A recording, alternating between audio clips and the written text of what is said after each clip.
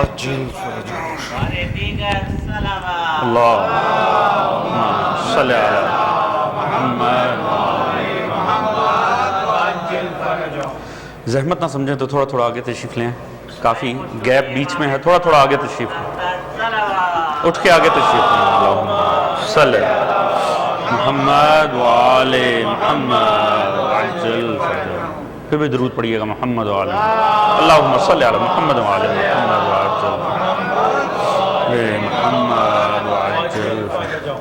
فاتح. بسم اللہ الرحمن الرحیم. الحمدللہ رب العالمین الرحمن الرحیم مالک یوم الدین ایاک نعبد و ایاک صراط الذین انعمت علیہم غیر المغضوب علیہم. بسم اللہ الرحمن الرحیم قل هو اللہ احد اللہ الصمد لم یلد ولم یکن له کفوا احد. بسم اللہ الرحمن الرحیم قل هو اللہ احد اللہ الصمد لم یلد ولم یکن له کفوا احد. بسم اللہ الرحمن الرحیم قل هو اللہ احد اللہ الصمد لم یلد ولم یکن له کفوا احد. کذالک اللہ کذالک. اللہم صل علی محمد وآل. بآواز بلند صلوات.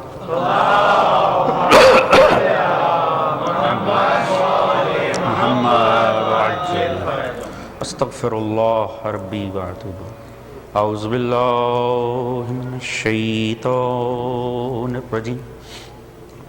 بسم اللہ الرحمن الرحیم.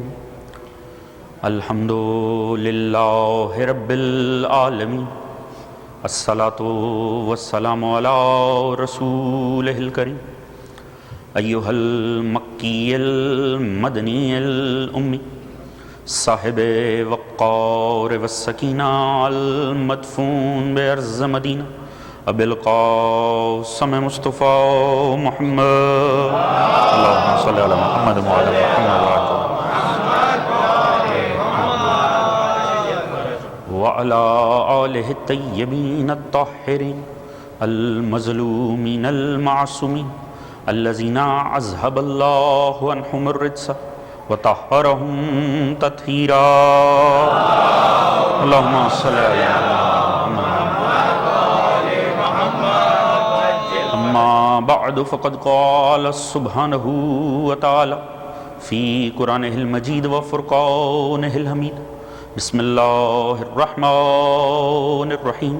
وَإِذِ ابْتَلَىٰ إِبْرَاهِيمَ رَبُّهُ بِكَلِمَاتٍ فَأَتَمَّهُنَّ قَالَ إِنِّي جَاعِلُكَ لِلنَّاسِ إِمَامًا قَالَ وَمِنْ ذُرِّيَّتِي قَالَ لَا يَنَالُ عَهْدِ الظَّالِمِينَ.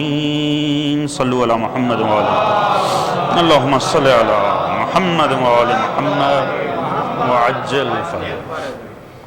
دعا ہے رب کائنات بحق محمد وآل محمد.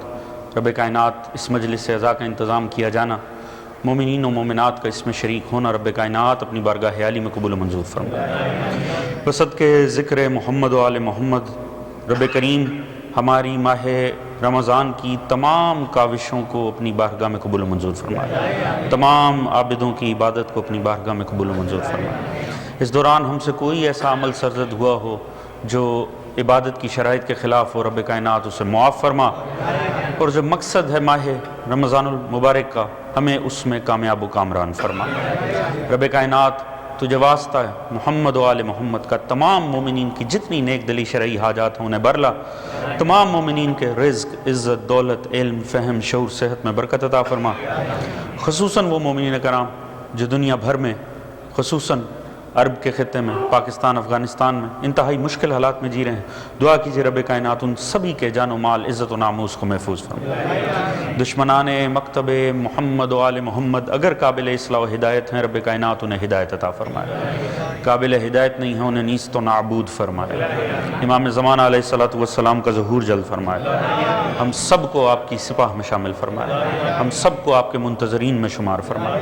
ہم سب کو سیرت محمد و آل محمد پڑھنے، اسے سمجھنے، اس پہ عمل کرنے، اسے اپنے گھروں میں امپلیمنٹ کرنے کی توفیق عطا فرمائے.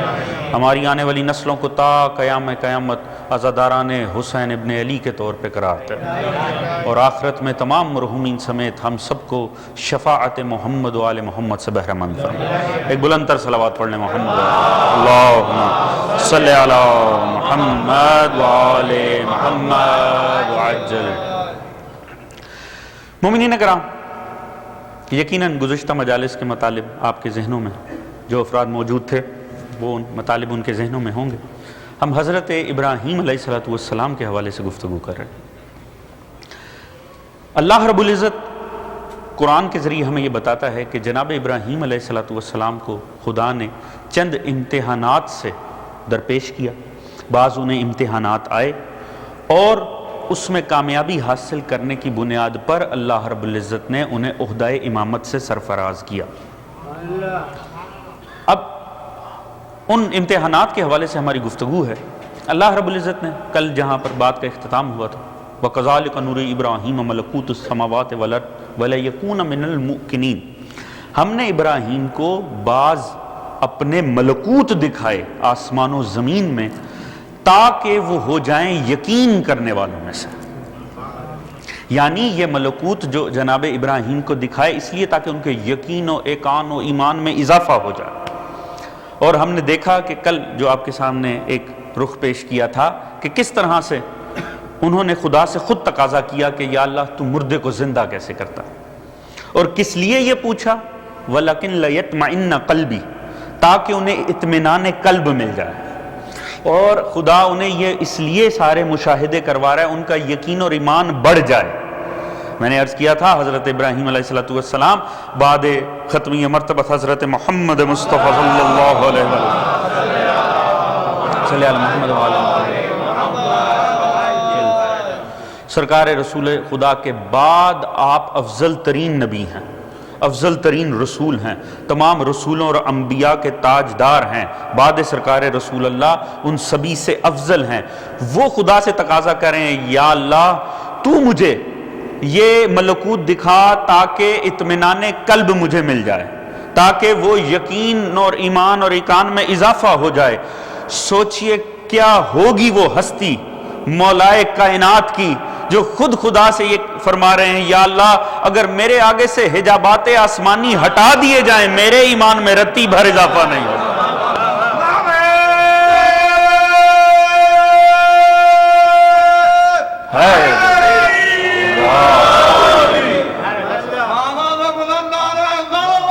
اللہم صلی علی محمد کیا ایک آن علی ابن ابی طالب ہوگا، اس کے باوجود فرماتے ہیں ما عرفنا حق معرفت، یا اللہ تیری معرفت کا میں حق ادا نہیں کر سکا۔ اندازہ کیجئے اگر مولا امیر یہ فرما رہے ہیں کہ یا اللہ میں تیری معرفت کا حق ادا نہیں کر سکا، کیا ہماری معرفت اور کیا ہم نے اس کا حق ادا کرنا۔ عزیزان محترم، اب ہوتا کیا ہے کہ خدا تعالیٰ نے فرمایا کہ اب اس کے بعد کیا آگے بڑھ کر، میں نے عرض کیا تھا کہ علماء کے نزدیک حضرت ابراہیم علیہ السلام وہ شخصیت ہیں کہ جنہوں نے عقلی طور پہ توحید کے دلائل دیے ہیں، جنہوں نے اپنی قوم کو قانع کرنے کے لیے، ان کو راضی اور کنونس کرنے کے لیے جو توحید پر دلائل دیے وہ عقل سے متعلق تھے۔ غالباً میں نے بھی آپ کے سامنے توحید اور عبدیت کے عنوان پر کچھ مجالس عرض کی تھی، ان میں یہ رخ لازمی آیا تھا کہ حضرت ابراہیم علیہ السلام کس طرح عقلی مشاہدہ کرواتے ہیں۔ اب چونکہ جو قوم تھی وہ بت پرست بھی تھے، ستارہ پرست بھی تھے، اب اس قسم کے عجیب مزاج کی حامل قوم تھی کہ وہ کئی چیزوں کی عبادت کرتے تھے، جس میں سے معروف یہ 3 چیزیں تھیں جس کو عقلی حوالے سے جناب ابراہیم نے جن چیزوں کی نفی کی۔ ستارہ پرست تھے، ستاروں کی پوجا کرتے تھے، سٹارز کی، سورج کی پوجا کرتے تھے، چاند کی پوجا کرتے تھے۔ اب خدا تعالیٰ نے فرمایا کہ دیکھیے کس طرح جناب ابراہیم ان کے سامنے ان کے جھوٹے خداؤں کی نفی کرتے ہیں، یعنی ان 3 جھوٹوں کی ماننے والی قوم تھی اور ابراہیم نے نفی کر کے بتانا تھا۔ قوم کے سامنے آ گئے، فلما جن الیہ اللیل راى کوكبا قال ھذا ربی، رات کا وقت ہوا، ستارے سامنے آئے، آپ نے اپنی قوم کے سامنے کھڑے ہو کر کہا ھذا ربی، کیا یہ میرا رب ہے؟ فلما افلا، تھوڑی دیر بعد ستارے غائب ہو گئے۔ قال لا احب الافلین، ڈوبنے والوں کو تو میں پسند ہی نہیں کرتا۔ توجہ ہے انسان محترم، ستاروں کا مسئلہ یہ ہے کہ انہیں زیادہ دیر قرار نہیں رہتا۔ توجہ ہے انسان محترم، یقیناً افطاری کے اثرات سے آپ نکل آئے ہوں گے، اتنا وقت گزر گیا۔ ستاروں کا مسئلہ، یا یوں کہہ لیجئے جن پر ستاروں کا گمان ہو انہیں بھی زیادہ دیر قرار نہیں رہتا۔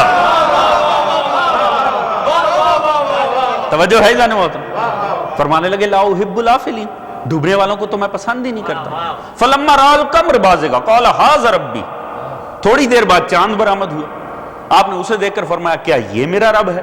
اب جو یہ آپ کا فرمانا، ایک معصوم ہے، اللہ کا نبی ہے، اور وہ ستاروں کی طرف اشارہ کر کے یا چاند کی طرف کہ حاضر کیا یہ میرا رب ہے، اس سے مراد معاذ اللہ آپ کے ذہن میں ربوبیت کے حوالے سے کوئی کنفیوژن نہیں ہے، مگر چونکہ باطل کی نفی کرنی ہے تو وہ کی اسی انداز میں جائے گی کہ مقصد وہاں تک پہنچے بس۔ توجہ ہے ذہن محترم، کیونکہ مقصد تو ہے ذہنیتوں کو بدلنا، لہٰذا گفتگو ایسے ہی کی جائے گی کہ ذہنیتیں تبدیل ہوں، فقط صرف تنقید کرنا مقصد نہ ہو۔ توجہ ہے ذہن محترم، یہ بات بڑی سمجھنے کی ہے۔ لہٰذا جب بھی باطل کی نفی کی جائے گی تو اس انداز میں کی جائے گی کہ یہ نہ ہو اس انداز میں کی جائے کہ باطل فوراً ہی ضد میں چلا جائے، لہٰذا پہلے فوراً ہی کہا اچھا کیا یہ میرا رب ہے؟ فلما افلا، چاند بھی ڈوب گیا، فرمانے لگے لئن لم یہدنی ربی لاکونن من القوم الضالین، فرمانے لگے اگر میرا رب میری ہدایت نہ کرے میں تو ظالین میں سے ہو جاؤں گا۔ توجہ فرما رہے ہیں عزیزان محترم، دیکھیے یہ جناب ابراہیم کے الفاظ ہیں، یہ ایک معصوم کے الفاظ ہیں اور کوٹ کیے ہیں قرآن نے، ان کی اہمیت کتنی زیادہ ہوگی۔ جناب ابراہیم فرما رہے ہیں اگر میرا رب میری ہدایت نہ کرے تو میں ظالین میں سے ہو جاؤں گا۔ آپ اور میں اس لفظ کو روزانہ نماز میں پڑھتے ہیں، ایسا ہے کہ نہیں ہے؟ جب بھی ہم کھڑے ہوتے ہیں نا نماز پہ، اہدنا الصراط المستقیم صراط الذین انعمت علیہم غیر المغضوب علیہم ولا الضالین، ایسا ہے کہ نہیں ہے؟ ہم ہر نماز میں یہ کہتے ہیں یا اللہ ان کے پیچھے چلا، کون؟ جو صراط مستقیم۔ توجہ ہے ذہن محترم، نہ یہ کہ ضالین۔ توجہ ہے ذہن محترم، آج تک اس کے ترجمے اور اس کی تفاسیر پر بحث ہوتی ہے، وہ کون ہے جو صراط مستقیم ہے، وہ کون ہے جو ضالین ہے؟ ابراہیم مسئلہ حل کر رہے ہیں، اگر آپ کی توجہ ہو تو عرض کرو، ابراہیم مسئلہ حل کر رہے ہیں۔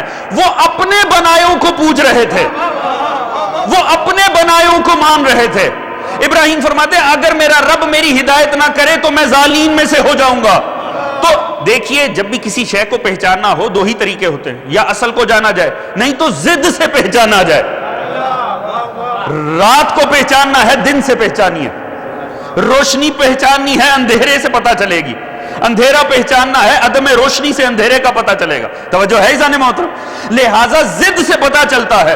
ابراہیم نے ہمیں بتا دیا کہ ظالین کسے کہتے ہیں، وہ ہوتے ہیں جو اپنے بنائیوں کے پیچھے چلیں، تو صراط مستقیم پہ وہ ہوں گے جو خدا کے بنائیوں کے پیچھے۔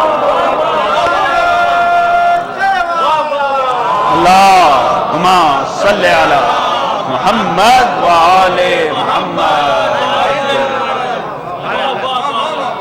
توجہ ہے ذہن محترم، لہٰذا ظالین وہ ہوں گے جو اپنے بنائیوں کے پیچھے چل پڑتے ہیں، تو پھر صراط مستقیم پہ وہ ہوں گے جو خدا کے بنائیوں کے پیچھے چلتے ہیں۔ فلما رأى الشمس بازغا قال هذا ربی هذا اکبر، اب سورج برآمد ہوا، سورج کو دیکھ کے حضرت ابراہیم نے فرمایا کیا یہ میرا رب ہے؟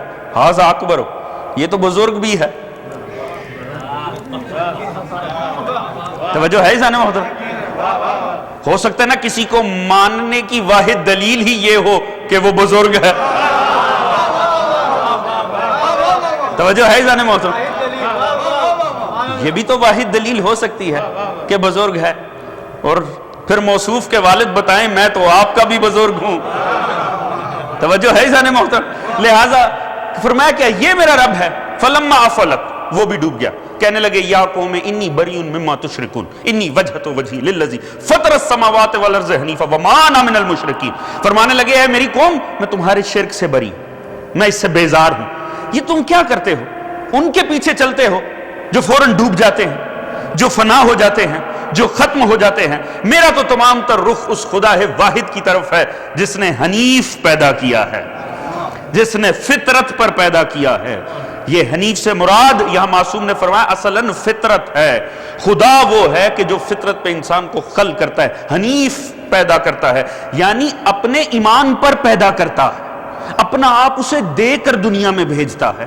وہ دنیا میں آتا ہے تو وہ خدا اور ایمان کو دل میں رکھتا ہے، خدا اسے سارا کچھ دے کر بھیجتا ہے۔ ابراہیم فرما رہے ہیں میں ان میں سے نہیں ہوں جو آ کے اپنی مرضی سے خدا بنائیں اور پھر ان کی پوجا کریں، میں تو وہ ہوں جو خدا کی طرف سے ایمان اور ایقان لے کر آیا ہے۔ کل مولود یولد علی فطرت الاسلام، رسول خدا نے جو یہ فرمایا کہ ہر پیدا ہونے والا فطرت اسلام پر پیدا ہوا ہے، اس کا معنی یہ ہے کہ ہر وہ جو دنیا میں آیا ہے وہ خدا کی طرف سے تمام عقائد لے کر آیا ہے۔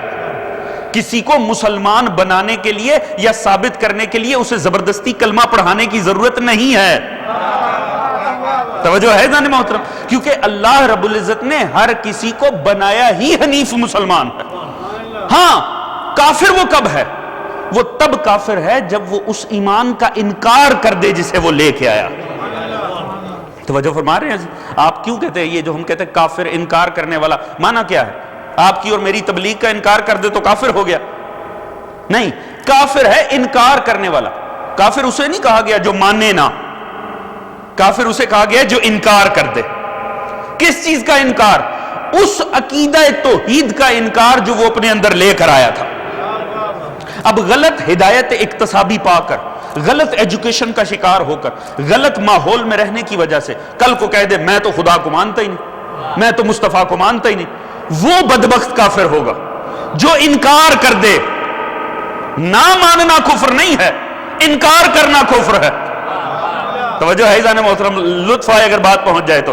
لہٰذا کسی کا اگر کفر ثابت کرنا ہو تاریخ میں تو یہ نہیں دکھانا پڑے گا اس نے کلمہ پڑھا تھا کہ نہیں۔ توجہ ہے جان محترم، بات پہنچے میرا ساتھ دیجئے۔ اگر کسی کے ایمان کا انکار کرنا ہے تو دکھانا پڑے گا کہ اس نے ایمان کا انکار کہاں کیا تھا۔ 1400 سال سے ہمیں کہہ رہے ہیں دکھاؤ علی کے باپ نے کلمہ کہاں پڑھا، آپ یہ دکھائیں کلمے کا انکار کہاں کیا۔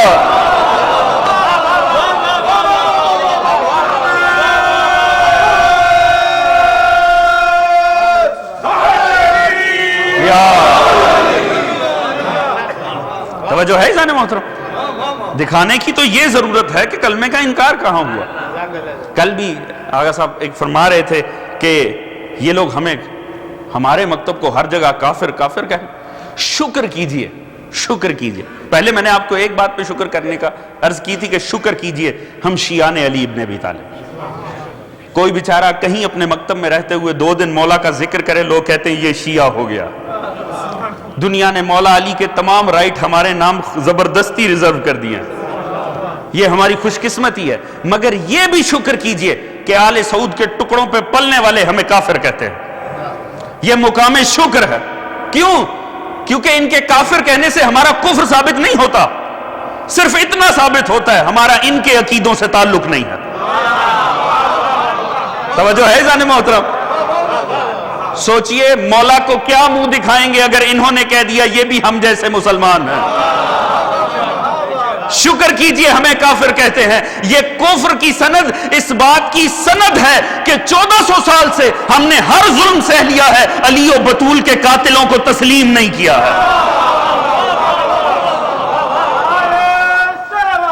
اللہم صلی علی محمد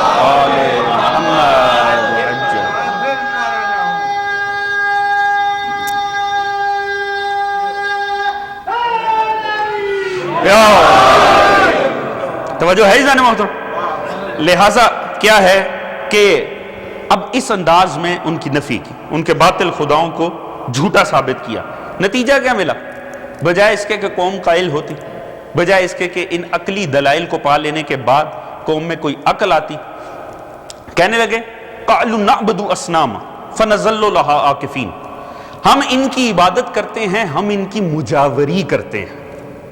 قالوا بل وجدنا آباءنا كذلك يفعلون، کہنے لگے سرکار یہ جو کچھ آپ فرما رہے ہیں ہمیں یہ بات سمجھ نہیں آتی۔ کیوں؟ کیونکہ ہم نے اپنے بڑوں کو ایسے ہی کرتے دیکھا ہے۔ توجہ فرما رہے ہیں عزیزان محترم، یہ جملہ تقریباً ہر ہادی کو سننا پڑتا ہے دنیا میں۔ آپ تمام انبیاء کی سیرت اٹھا کر پڑھیں، آپ معصومین، اور میں تو کہتا ہوں وہ تو انبیاء اور معصومین شاید ہی کوئی مبلغ حق ہوگا جسے یہ جملہ سننے کو ملتا نہ۔ ہاں کبھی کسی انداز میں سننے کو ملتا ہے، کبھی کسی انداز، مگر یہ جو ہے نا بل وجدنا آباءنا کذالک یفعلون، یہ ٹریڈ مارک جملہ ہے، یہ ہر ہادی کو سننے میں ملتا ہے۔ ہم نے تو اپنے بڑوں کو یہی کرتے دیکھا، ہم تو ان کی عبادت کرتے ہیں، ہم تو ان کی مجاوری کرتے ہیں۔ دیکھیے جذبہ عبادت ہر انسان کے اندر موجود ہے، مگر یاد رکھیے جذبہ عبادت کی تسکین ہمیشہ جائز طریقوں سے ہونی چاہیے۔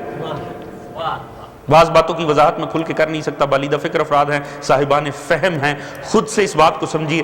یاد رکھیے گا جذبہ عبادت کو یوں ہی ذلیل نہیں کرنا چاہیے، جذبہ عبادت کو ہمیشہ پیور طریقے سے ہی پورا ہونا چاہیے۔ اور دیکھیے یہ ہر کوئی کہتا، ہر کسی نے یہ ہر ہادی کو کہا، ہم نے اپنے بڑوں کو یہ کہتے ہوئے دیکھا، کرتے ہوئے دیکھا ہے، یہ کہتے ہوئے دیکھا۔ لہٰذا ہر وہ جسے خدا نے عقل کا تحفہ دیا ہے، جسے عقل دی ہے، جسے عقل نہیں دی اس سے تو سوال ہی نہیں، ہر اس سے جسے عقل دی ہے نا، اس کا فریضہ ہے وہ اپنے دور میں مذہب کو صحیح سورس سے سمجھے، اور جو کچھ اس تک پہنچا ہے دین کے نام پر اسے مذہب سے ٹیلی کرے، جو نہیں ملتا اسے چھوڑ دے، اور پیور دین اپنی اگلی نسلوں تک پہنچا۔ توجہ ہے ذہن محترم، ہر صاحب عقل کا یہ فریضہ ہے۔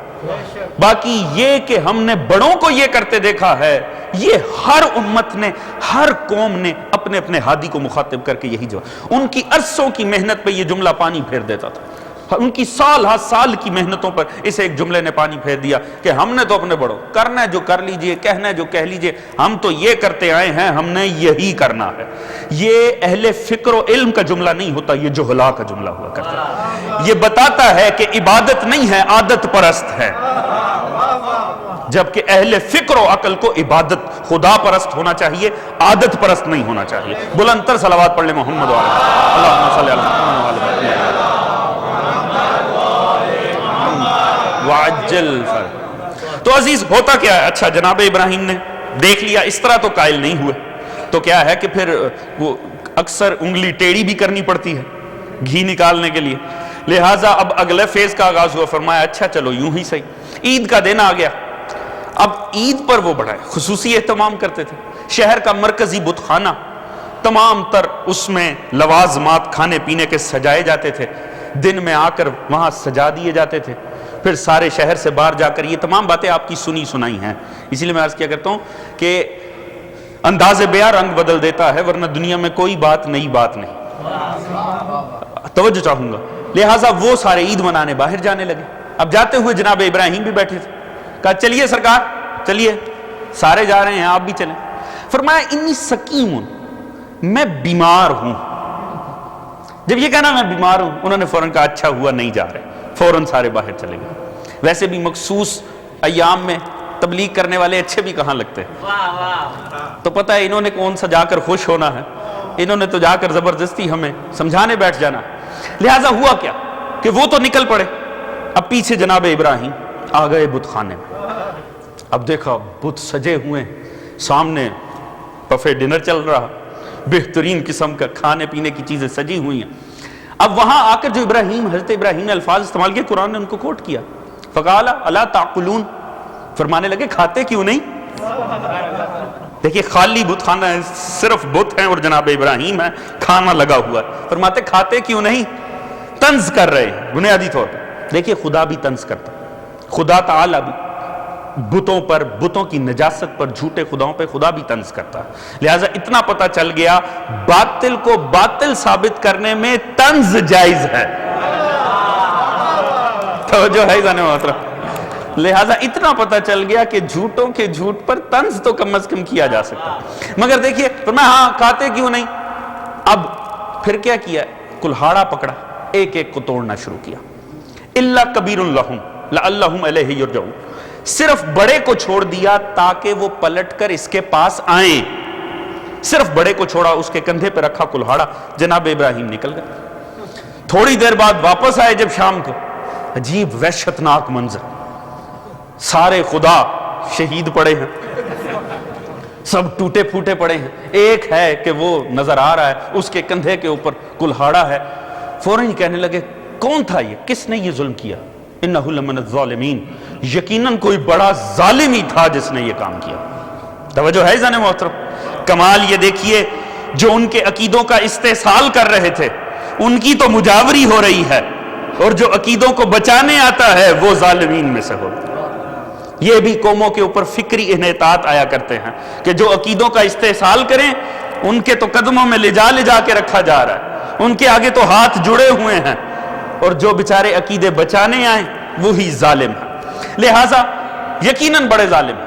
ایک نے پاس سے کہا ایک ہی شخص ہو سکتا ہے، وہ ہے ابراہیم، انہیں ہمارے بتوں سے مسئلہ، گرفتار کر کے لے کر آؤ۔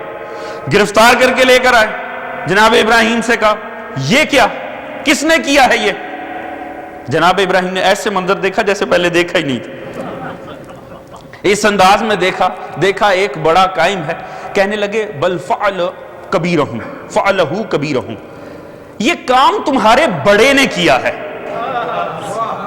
توجہ ہے جانے محترم؟ یہ کام تمہارے بڑے نے کیا ہے۔ اب دیکھیے کمال یہ ہے جناب ابراہیم کا کہ بعض جملے زمانی ہوا کرتے ہیں، یعنی جملہ ایک ہوتا ہے معنی دو دے رہا۔ دیکھیے سیاست الہیہ بھی کسی چیز کا نام ہے، بات ایک ہی ہے معنی دو ہیں۔ مولا علی کے پاس ایک فیصلہ آ گیا، ایک شخص فوت ہوا، اس نے ایک ہی اس کا بیٹا تھا، چھوٹا بیٹا تھا، لہٰذا اس نے اپنے دوست کو اپنی ساری دولت دی اور اسے کہا دیکھ ابھی میرا بچہ سنبھال نہیں سکتا، جب بڑا ہونا جو تو چاہے وہ اسے دے دینا۔ اس نے کہا ٹھیک ہے جی۔ وہ بیچارہ مر گیا، بیٹا جوان ہوا، وہ لینے گیا باپ کے دوست کے پاس مال، کہا کہ میرے باپ کا مال دے دیجئے، اب میں سنبھال سکتا ہوں، مجھے کام دھندہ کرنا ہے، مجھے ضرورت ہے۔ اس نے کہا ٹھیک ہے۔ اس نے مختصر سا اٹھا کر اسے دے دیا، یوں سمجھی کہ اگر بالفرض $100 تھے تو $10 اٹھا کر اسے پکڑا دیا، $90 خود $90 رکھ لیا۔ اب وہ بیچارہ روتا پیٹتا مولا علی کے پاس آ گیا، کہا مولا دیکھیے میرے ساتھ کتنا ظلم ہوا کہ میرے باپ کا مال اس کے پاس تھا، اب وہ مجھے صرف اتنا سا دے رہا۔ مولا نے بلا لیا اسے، مولا نے کہا ہاں بھائی کیا مسئلہ؟ اس نے کہا سرکار اس کا باپ مرنے سے پہلے مجھے یہ کہہ کر گیا تھا، اس نے مجھے دے کر یہ تو نہیں کہا تھا سارا اسے دے دینا، اس نے تو مجھے کہا تھا جو تو چاہے وہ اسے دے دینا، لہٰذا میں نے بس یہی چاہا ہے کہ میں اس کو اتنا سا دوں۔ مولا سمجھ گئے کہ اس کی طبیعت میں حریص ہے، یہ کمینی طبیعت کا حامل انسان ہے۔ مولا نے فرمایا اچھا چلو ٹھیک ہے فیصلہ ہو گیا، یہ $10 اسے دے دو، وہ $90 اس بچے کو دے دو۔ وہ فوراً تڑپ اٹھا، یا علی یہ عدل نہیں ہے، اس کے باپ نے تو یہ کہا تھا جو تو چاہے وہ اسے دے دینا۔ مولا نے فرمایا ہو گیا فیصلہ، تو نے اپنے لیے 90 چاہے نا، اب وہ اسے دے دے۔ توجہ ہے جانے محترم؟ اللہم صلی علی محمد وآل محمد۔ تھوڑا آگے تشریف لیں یار، درود پڑھتے ہوئے تھوڑا آگے تشریف لیں، خصوصاً اس جگہ پہ بہت جگہ ہے، آپ یہاں آگے آ جائیں، پیچھے درود پڑھ، اٹھ کر آگے آ جائیں، برائے مہربانی اٹھ کر آگے آ جائیں، اٹھ کر آگے آ جائیں۔ اللہم صلی علی محمد وآل محمد۔ پھر بھی ایک باواز بلند صلوات پڑھ دیں محمد، آگے تشریف لیں۔ اللہم صلی علی محمد وآل محمد۔ عجل توجہ فرما رہے ہیں عزیزان محترم؟ مولا نے فرمایا پھر ہو گیا فیصلہ، اس نے یہی کہا تھا نا جو تو چاہے وہ اسے دے دینا، لہٰذا جتنا تو نے چاہا وہ اسے ملے گا۔ لہٰذا عزیز جملوں کے زمانی جملے ہوا کرتے ہیں۔ جناب ابراہیم نے فرمایا تمہارے بڑے نے کیا ہے۔ اب ہر نبی اپنی قوم کا بڑا، اس میں کوئی شک و شبہ ہی نہیں ہے، ہر نبی اپنی قوم کا بڑا ہے، مگر سامنے بھی ایک بڑا ہے، لہٰذا اب سمجھا یہ جا رہا ہے۔ انہوں نے کہا شک ہے تمہیں، پوچھو اس سے، شک ہے اگر شک کرتے ہو پوچھئے اس سے، بتائے گا۔ انہوں نے کہا نہیں ابراہیم آپ جانتے ما ہاؤلائی ینطقون، یہ بولتے نہیں ہیں۔ جناب ابراہیم کہنے لگے قالا افتعبدون من دون اللہ ما ینفعکم شیئا ولا یضرکم، شرم آنی چاہیے، تم انہیں مانتے ہو نہ ایک ٹکے کا نفع دے سکتے ہیں نہ نقصان دے سکتے ہیں۔ توجہ ہے جانے محترم؟ کم از کم ملت ابراہیمی کے سربراہ نے بتا دیا ایسے بدبختوں کو نہیں ماننا چاہیے جو جواب ہی نہ دیتے ہوں۔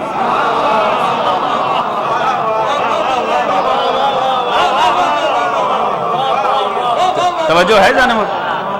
کیا فائدہ ان کو ماننے کا جو جواب بھی نہیں دے سکتے؟ توڑ دیے، ٹوٹ گئے، وہ تو ٹوٹ گئے، مگر کیا وہ ہمیشہ کے لیے ٹوٹے؟ کیا وہ ختم ہوئے؟ ابراہیم نے جو توڑے بت، کیا وہ ختم ہوئے؟ نہیں، ہم نے دیکھا کہ وہ واپس آئے اور بڑی شان و شوکت سے آئے، وہ اس انداز میں آئے کہ خدا کے گھر میں برا جمان ہوگا۔ ایسا ہے کہ نہیں ہے؟ اگر وہ پھر دوبارہ دنیا میں واپس نہ آتے تو رسول کو کندھوں پہ مولا علی کو سوار کروا کر توڑنے نہ پڑتے۔ اس کا مطلب وہ واپس آئے اور بڑی شان سے آئے، تو یا اللہ پھر تو نے ابراہیم سے توڑوائے کیوں؟ اگر انہیں پلٹ کر آنا ہی تھا تو اتنا خطرے میں اپنے نبی کو ڈالا کیوں؟ کیونکہ اس کے بعد ان کو سزا ہو گئی، وہ بھی سزائے موت کا، کالو حرکو، ان کو جلا دو، لہٰذا اتنا مشکل کام کروایا کیوں؟ یا اللہ وجہ کیا ہے؟ کیونکہ ایسے کرواتا پھر کبھی آتے نہ، مگر آج گئے واپس تو کروایا کیوں؟ یقیناً مشیت الہی یہی جواب دے گی۔ یہاں آغاز امامت ہونے جا رہا ہے، خدا بتانا یہ چاہتا ہے، یاد رکھو امام بت پرستوں کو نہیں، بت شکنوں کو کہتے ہیں۔ اللہم صلی علی محمد و آل محمد۔ توجہ ہے جان محترم؟ امامت کا آغاز ہونے جا رہا ہے، یہاں بت شکنی لازمی تھی۔ کیا وجہ ہے؟ رسول نے مولا علی سے کیوں بت توڑوایا؟ کیا کوئی امامت کا تعلق یقیناً بت شکنی سے ہے؟ کیا وجہ ہے؟ اور اتنی زحمت کرنی پڑی کہ کہا اچھا قد نہیں جاتا، مولا نے فرمایا سرکار میں جھک جاتا ہوں، آپ مجھ پہ سوار ہو جائیں۔ آپ نے یقیناً پڑھ رکھا ہوگا، سن رکھا ہوگا۔ فرمایا نہیں یا علی، تو نبوت کا بوجھ نہیں اٹھا سکتا۔ کہا اچھا سرکار پھر کیا کریں؟ فرمایا میں جھکتا ہوں، تو سوار ہو جا۔ یا رسول اللہ، ٹھیک ہے وہاں تو مولائے کائنات سے مدد لینا سمجھ میں آتا ہے جہاں سامنے سے بھی کسی نے لڑنا تھا۔ توجہ ہے جان محترم؟ ٹھیک ہے آپ پیچھے سے بلائیں مولائے امیر کو جنگوں میں، وہ بھی سمجھ میں آتا ہے۔ مولا یہ تو ایسا مارکا ہے جس میں سامنے والے نے کچھ کرنا ہی نہیں، اور یقیناً قداور شخصیات کی آپ کے پاس کمی نہیں۔ توجہ ہے جانے والا؟ اتنی زحمت میں جو آنا کہ ایک دوسرے پر کھڑا ہو کر کرنا پڑے، تو کوئی قداور شخصیت بلائیے، اس مارکے میں تو ہر کوئی چل سکتا ہے، مگر کوئی تو مجبوری تھی کہ اس مارکے میں بھی ہر کوئی نہیں چل سکتا تھا۔ توجہ ہے جان محترم؟ یہ ابراہیم نے توڑ کر بتائے، بت وہی توڑنے کا حق رکھتا ہے جس کی پیشانی خود نہ کبھی بتوں کے آگے گئی ہو۔ نبی تو بلا لیتے، کہیں بت ہی طنز نہ کر دیتا، تجھے شرم نہیں آتی؟ کل تک یہاں سر رکھتا تھا، آج مارنے آ گیا۔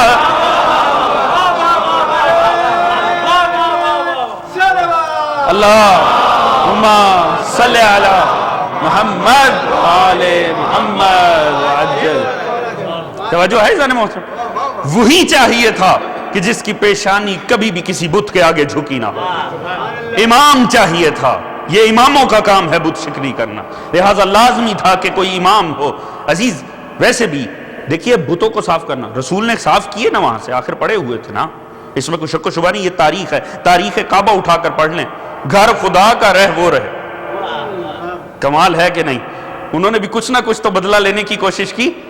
خدایا تیرا موسیٰ پلے ہمارے فرعون کے گھر میں، ابراہیم تیرا پلے آزر کے گھر میں، لہٰذا گھر تیرا رہیں گے ہم۔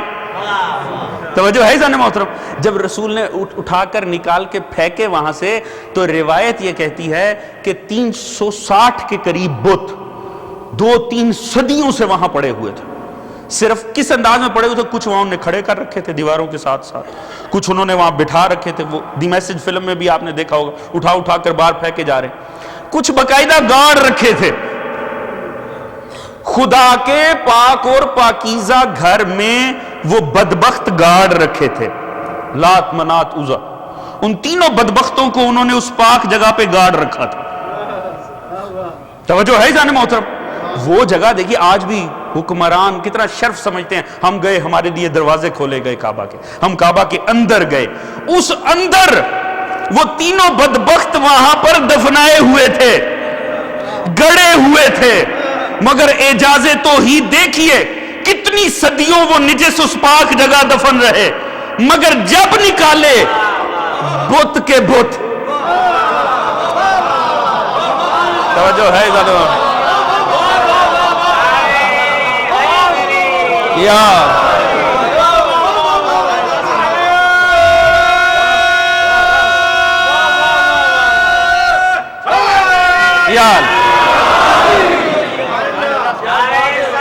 اللہم صلی علی محمد وعلی محمد وعجل فرج. نہ خدا کی خدائی پہ فرق آیا، نہ اس کے گھر کی طہارت پہ فرق آیا، نہ ہی ان بدبخت بتوں کا مزاج بدل سکتا. پتہ لگا پاکیزہ جگہ قطن بھی کسی نجس کو پاک نہیں بنا دیتی. پاک وہی ہے جو اپنے اندر سے پاک ہے. عزیز کیوں، کیا وجہ ہے؟ مولا کائنات کیوں؟ میں نے عرض کیا کہ امامت ہی وہ کام کر سکتی. دیکھیں بتوں کو صاف کرنا، بتوں کو اٹھا کر پھینکنا، یہ کار نبوت میں سے تھا، یہ کار نبوت تھا، یہ سرکار رسول اللہ کے کرنے کا کام تھا. ہاتھ نہیں جاتا تھا اس لیے ضرورت پڑی، مگر مولا علی کے سوا کسی کو بلانا وہاں ممکن ہی نہیں تھا. یہ کام یا نبی کر سکتا تھا، اور چونکہ کار نبوت ہے صرف نفس پیغمبر کر سکتا تھا. اگر آپ کی توجہ ہو تو میں کچھ عرض کروں، لطف آئے اگر آپ کی توجہ ہو تو.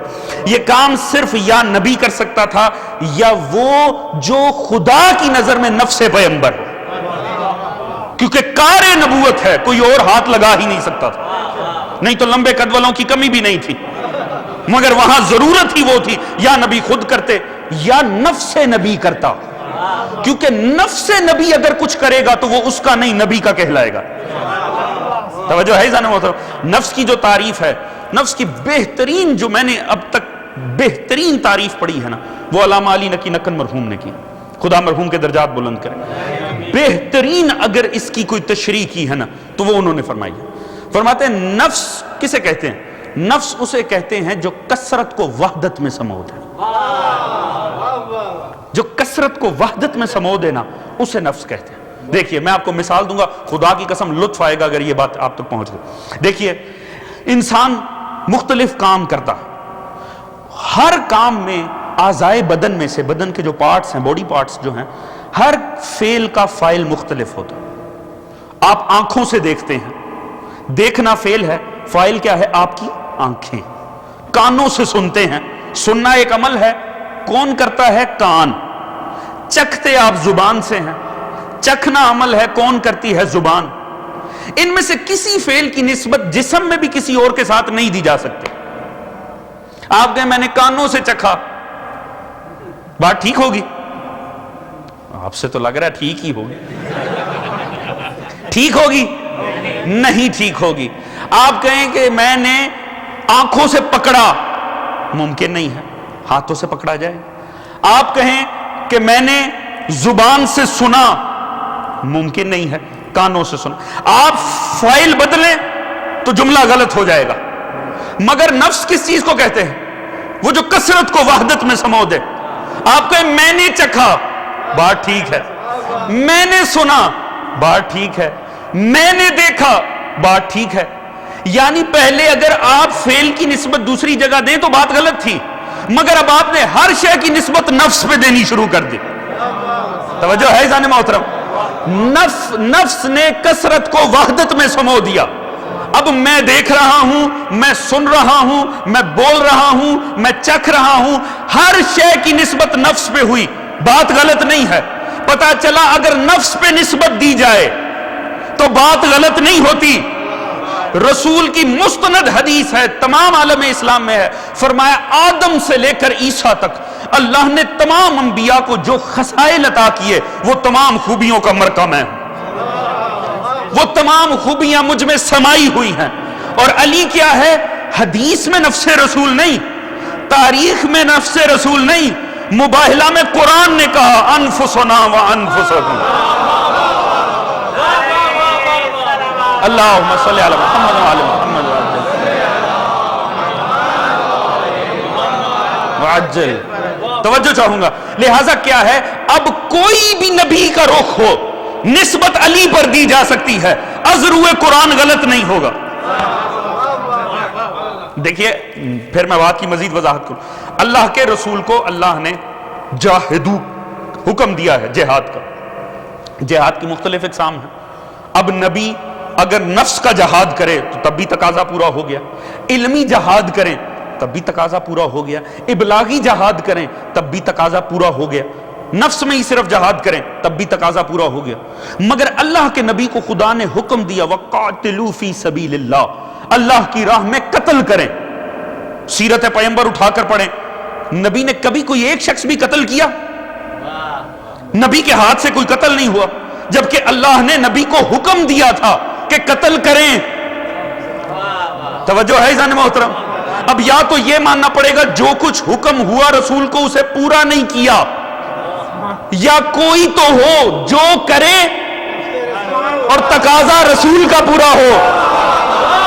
توجہ ہے عزیزان محترم؟ پیچھے تک مومنین اگر بات سمجھ میں آئے میرا ساتھ ضرور دیں۔ لازم ہے اب کوئی تو ہو جو فعل کرے مگر فاعل رسول کہلائے، اس لیے لازم تھا کوئی نفس رسول ہو جو رسول کے احکامات کے تقاضے پورا کرے۔ نفس اسے کہتے ہیں جو کثرت کو وحدت میں سمو دے۔ اب سمجھ میں آئے رسول نے کیوں فرمایا اگر کوئی ان سے جنگ کرے گا وہ مجھ سے جنگ کرے گا، حرب لمن حاربہم وسلم لمن سالمہم، ان سے جنگ مجھ سے جنگ، ان سے دوستی مجھ سے، کیونکہ نفس ہے، ہر نسبت دی جا سکتی ہے۔ اس کا مطلب ہے چلے نبی حرکت علی کی، بولے علی قول نبی کا، سوچے نبی فکر علی کی، کہے علی کہنا نبی کا۔ اب سمجھ میں آیا یہ کیسے ہوا؟ اولاد علی کی آل نبی کی۔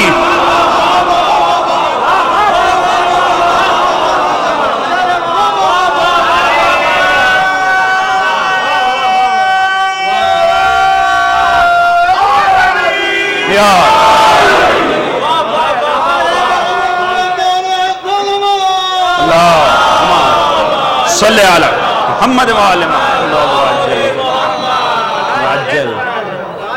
توجہ ہے عزیزان محترم؟ اب دیکھیے بہت سے روایتی عزادار بھی مجمع میں موجود ہیں، میں ایک جملہ عرض کرنے جا رہا ہوں، میں خود جانتا ہوں جملہ ہر کسی کے لیے نہیں ہے، مگر آخر تک جسے سمجھ آئے نا وہ ہاتھ بلند کر کے میرا ساتھ ضرور دے تاکہ مجھے پتہ چلے یہ جملہ کہاں کہاں تک پہنچا ہے۔ سمجھے گا وہی جس کی تاریخ کے اہم مسائل پر نگاہ ہوگی۔ میں نے عرض کیا چلے علی حرکت نبی کی، بولے نبی قول علی کا، اولاد علی کی آل نبی کی۔ اب سمجھ میں آئے یہ کیسے ہوتا؟ سیغہ علی پڑھ دے طلاق نبی کی۔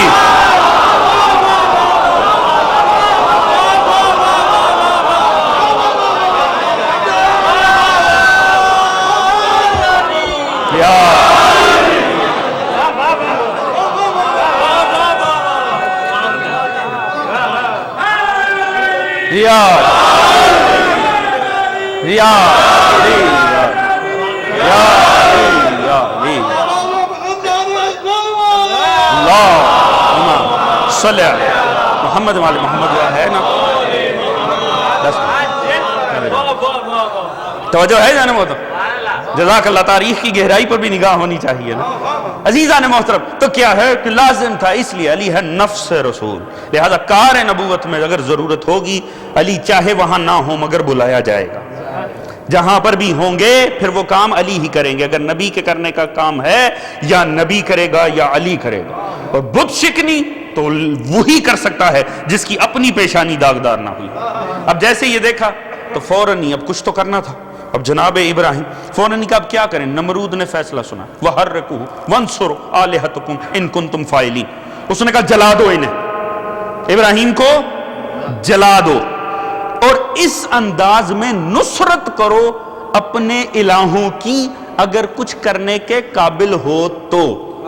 وَانصُرُوا آلِهَتَكُمْ إِن كُنتُمْ فَاعِلِينَ، تنزن کہا جاتا ہے نا، اگر کچھ کر سکنے والے ہو تو پھر اب یہ کام کرو، اسے جلا دو۔ کمال ہو گیا خدا کی قسم۔ ابراہیم کون سے دلائل دے رہے تھے؟ عقلی دلائل دے رہے تھے۔ عقلی دلائل میں آگے سے کچھ ملا ہی نہیں کہنے کو، کچھ تھا ہی نہیں آگے سے کہنے کو، اور قرآن نے بھی کہا ثم نکسر رؤسکم، انہوں نے اپنے سروں کو جھکا لیا، شرمندہ ہو گئے، فرجو الی نفسہ، اپنے نفس کی طرف متوجہ ہو گئے، اور ان کے نفس نے ان کو کہا انکم انتم الظالمون، ظالم یہ نہیں ہے، ظالم تو تم خود ہو جو اتنے فارغ ہیں انہیں مان رہے ہو۔ لہٰذا نفس نے بھی ذلیل کیا، سر جھک گئے، مگر کس نتیجے پہ پہنچے؟ بجائے اس کے کہ عقل کے دلائل کا میدان ہے، آگے سے کوئی دلیل لے کر آتے، مگر بجائے دلیل لانے کے مار دو اسے. اب پتہ چلا اہل نمرود کون ہوتے ہیں. جب علمی دلائل نہ ملیں اور فوراً قتل پہ چلے جائیں انہیں اہل نمرود کہتے ہیں. توجہ ہے جناب؟ اللہم صلی علی محمد وعلی محمد وعجل. توجہ ہے جناب محترم؟ پتہ لگا دین میں اہل نمرود کون ہوتے ہیں؟ جو فوراً جب علمی دلائل نہ رہیں، علمی بحث کے قابل نہ رہیں، فوراً ہی قتل کے فیصلے کرنا. جن کے پاس حل ہی یہ ہو، جو اپنے مکتب کا قائل نہیں اسے قتل کر دیا جائے. مگر یہ خدا کا کلام ہے، خدا کا کمال ہے. خدا ایک آیت میں خدا نے دونوں ہی رخ دکھانے تھے. اہل نمرود کی پہچان کروانی تھی، نمرود کی پہچان بھی کروانی تھی. لہٰذا ایک ہی اس میں دو اس نے باتیں کی. حرکوہ، اور اسے جلا بھی دو. یعنی مارنا ہے مگر وہ بھی کس انداز میں؟ جلا کر. وہ بھی جلا کر مارنا ہے، جلا کر. کسے؟ معصوم کو. توجہ ہے جانے محترم؟ قتل کے 1000 طریقے تھے مگر جلا کے. خدا نے بتایا نمرود کون ہوتے ہیں؟ جو وقت کے معصوم کو جلانے پر اتر آئے. توجہ ہے جانے محترم؟ اہل نمرود کی پہچان یہ ہے، آگ کی طرف جاتے ہیں. لہذا فوراً ہی حکم دے دیا. اب جب کرنا تھا مگر پوری قوم کو بیچ میں رکھنا بھی تو تھا، پوری قوم سے کروانا تھا. لہذا کیا اعلان کر دیا کہ وہاں لکڑیاں جمع ہو رہی ہیں، سارے کوشش کرو. 3 دن تک لکڑیاں اکٹھی ہوتی رہیں، مسلسل لکڑیاں اکٹھی کرتے. اب جناب ابراہیم کو جلانا تھا. ابراہیم ایک وجود تھے، ایک انسان کا وجود. اسے جلانے کے لیے تھوڑی سی لکڑیوں سے گزارا ہو سکتا تھا مگر ڈھیر اکٹھا ہو رہا. اور وہ 3 دن اتنا زیادہ ہو گیا کہ اس قابل بھی نہیں رہے کہ پاس جا کے ابراہیم کو ڈال ہی سکے. اس کے لیے پھر اسپیشل انوینشن کرنی پڑی، توپ کی. منجنیق دنیا کا پہلا اسلحہ انہوں نے اس انداز میں توپ سے ریلیٹڈ اسلحہ ایجاد کیا. لہٰذا کیا ہے، ایک شخص کو جلانا تھا، بڑے آسانی سے جلایا جا سکتا تھا. کس لیے اتنا زیادہ اہتمام؟ تفاسیر اٹھا کر پڑھے. صرف ایک مقصد. وہ چاہ رہے تھے ابراہیم کو انہیں کہیں دور نہیں رکھا، وہیں پنجرے میں بند کر دیا. وہاں جیل ایک بنا کے عارضی ان کے سامنے ساری لکڑی اکٹھی ہو رہی. کیوں؟ کوشش یہ تھی جیسے جیسے لکڑی اکٹھی ہو رہی ہے نا، اور اس انداز میں ہو رہی تھی کہ حتیٰ روایتیں کہتی ہیں جن خواتین کے ہاں اولاد ایکسپیکٹڈ تھی وہ منتیں مانگ رہی تھی کہ اگر بیٹا ہوا نا میں اتنی لکڑی اس میں ڈالوں. توجہ چاہوں گا عزیزان. دیکھیے کتنا زیادہ قوم کو ہرس تھی معصوم کو جلانے کی. مگر کیوں دکھایا جا رہا تھا؟ صرف ایک مقصد تھا. پوری توجہ چاہوں گا. صرف ایک مقصد تھا کہ ابراہیم ہی اپنا حوصلہ چھوڑ دیں. توجہ ہے کہ ابراہیم علیہ السلام جو دیکھ رہے ہیں میری موت کا سامان ہو رہا ہے، ابراہیم اپنا عقیدہ ہی چھوڑ دیں، ابراہیم قائل ہو جائیں نمرود کے. اس لیے دکھایا جا رہا. نہیں تو جلانا ہوتا موقع پر جلا دیا جاتا. مگر اتنی زیادہ لکڑی اکٹھی ہو رہی، اتنا انتظام ہو رہا ہے تاکہ اس دوران ابراہیم ڈر کے گھبرا کے اپنا عقیدہ چھوڑ دیں. مگر ہوا کیا؟ ادھر آگ لگی، ابراہیم انتہائی اطمینان، پوری قوم جلانے کا اہتمام کر رہی ہے. اچھا ملائکہ کو بھی پتا تھا خدا نے کچھ نہ کچھ تو کرنا ہے. اچھا وہ بھی بڑے حالت اطمینان میں دیکھ رہے تھے کہ اب کیا ہوتا. مگر دیکھا منجنیق آگے، منجنیق پہ بیٹھ کر انہوں نے تھرو بھی کر دیا. اب جب یہ دیکھا ملائکہ میں تو کوہرام مچ گیا.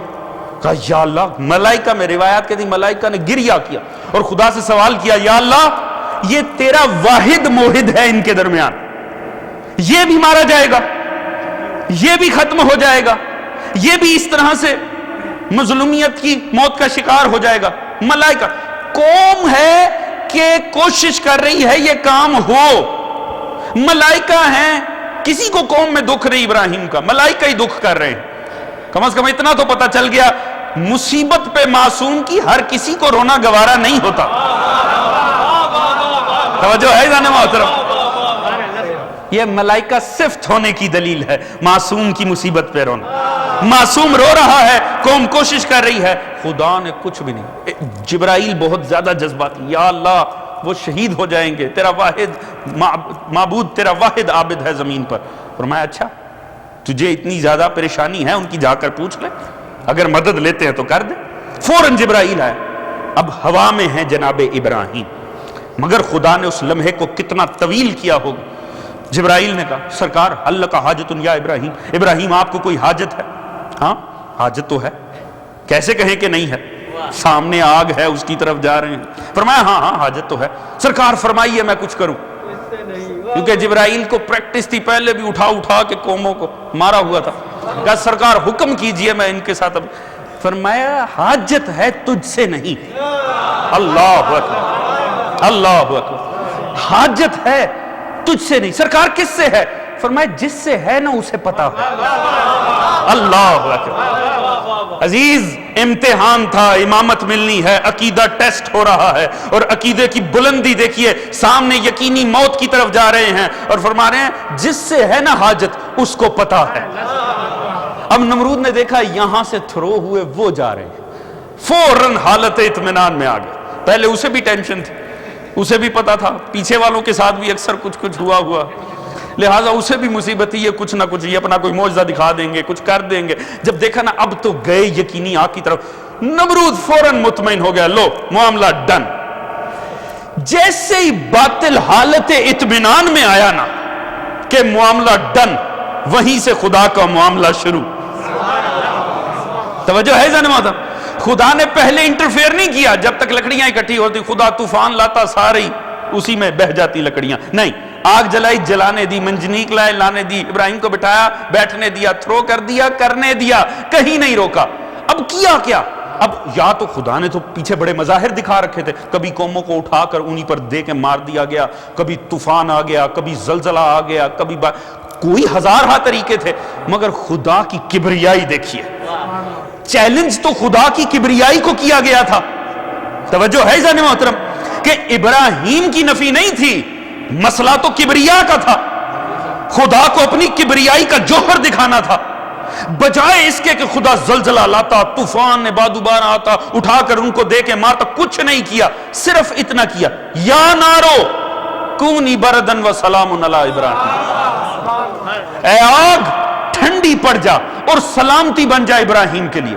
خدا نے ان کے سارے ماحول کو قائم رہنے دیا، ایک لکڑی بھی ادھر کی ادھر نہیں کی، سارا ماحول ویسے. بس کیا کیا؟ کہا آگ تو ٹھنڈی پڑ جا. آگ کی تاثیر ہے جلانا. توجہ ہے ذہن میں؟ خدا نے سب کچھ ویسے رہنے دیا، بس تاثیر بدل دی. توجہ ہے ذہن محترم؟ خدا نے بتایا پہچانو کبریا کسے کہتے ہیں، ہونے دو جو ہو رہا ہے، تم جو بھی کر لو، تاثیر تو میرے ہاتھ ہے. توجہ ہے ذہن محترم؟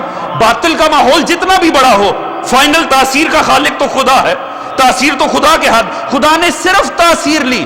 ابراہیم جا کر مطمئن ہو کر آگ میں بیٹھے، ہر طرف آگ جلی ہوئی ہے، آگ کو آگ رہنے دیا گیا. آگ یہ نہیں کہا کہ آگ تو بجھ جا، تو ٹھنڈی پڑ جا، سلامتی بن جائے ابراہیم کے لیے. اب پتہ چلا خدا کسے کہتے ہیں. جب اس کو چیلنج کیا جائے تو وہ دشمن کا اکثر ایسا کرتا ہے کہ ماحول ختم نہیں کرتا، بس تاثیر چھین لیتا ہے.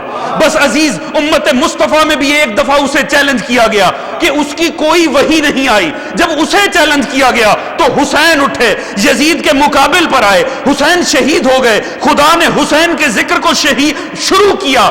1400 سال سے باطل مار رہا ہے یا حسین کہنے والوں کو، قتل کر رہا ہے یا حسین کہنے والوں کو، اور کوشش ایک ہے یہ ذکر ہی رک جائے. مگر عجیب معجزہ ہے، یہاں قتل ہوتے جا رہے ہیں، وہاں ذکر بڑھتا چلا جا رہا ہے. یہاں شہادتیں ہو رہی ہیں، وہاں ذکر بڑھ رہا ہے.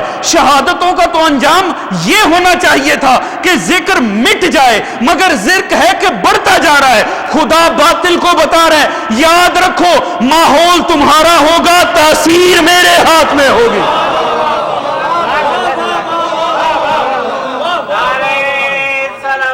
اللہم صلی علی محمد وعلی محمد. توجہ ہے ذہن محترم؟ خدا اس طرح سے باطل کو ذلیل کرتا ہے.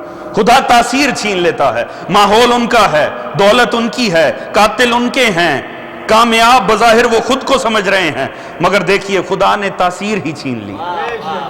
وہ کچھ کرتے ہیں، نتیجہ کچھ نکلتا ہے. نمرود کچھ اور کر رہا ہے، اہل نمرود کچھ اور کر رہے ہیں، اور خدا ابراہیم کی مدد کر رہا ہے. تفاسیر کہتی ہیں جناب ابراہیم وہ جو اتنی بدبخت قوم کے ساتھ حالت مقابلہ میں تھے، جب باہر آئے نا جناب ابراہیم، کل کو ان کے محب بھی پیدا ہوئے. ایک دن محبوں میں بیٹھا ہوا کہا آج تک کی میری زندگی کا قابل اطمینان ترین لمحہ اور وقت ہی وہ تھا جب میں نار نمرود میں تھا۔ عزیز اگر آپ کی توجہ جاگ رہے ہو تو ایک جملہ عرض کرنا ہے، بات سمجھ میں میرا ساتھ دیجئے گا۔ فرمایا میرے لیے سب سے پرلطف لمحہ ہی وہ تھا جب میں نار نمرود میں تھا۔ کیوں؟ یہ اہل ایمان ہے نا، اہل یقین ہیں، خدا کے حبدار ہیں، خدا کے محب کامل ہیں۔ خدا کے محب کاملوں کو موت کے ماحول میں سکون محسوس ہوتا ہے۔ ابراہیم نے کہا میرے لیے لطف کا لمحہ ہی وہ تھا۔ ہم نے ایک اور منظر دیکھا کہ موت کے بستر سے علی اٹھ کر آئے، فرمایا آج جیسی نیند آئی کبھی ویسی نیند ہی نہ آئی۔ اللہم صلی علی محمد آل محمد۔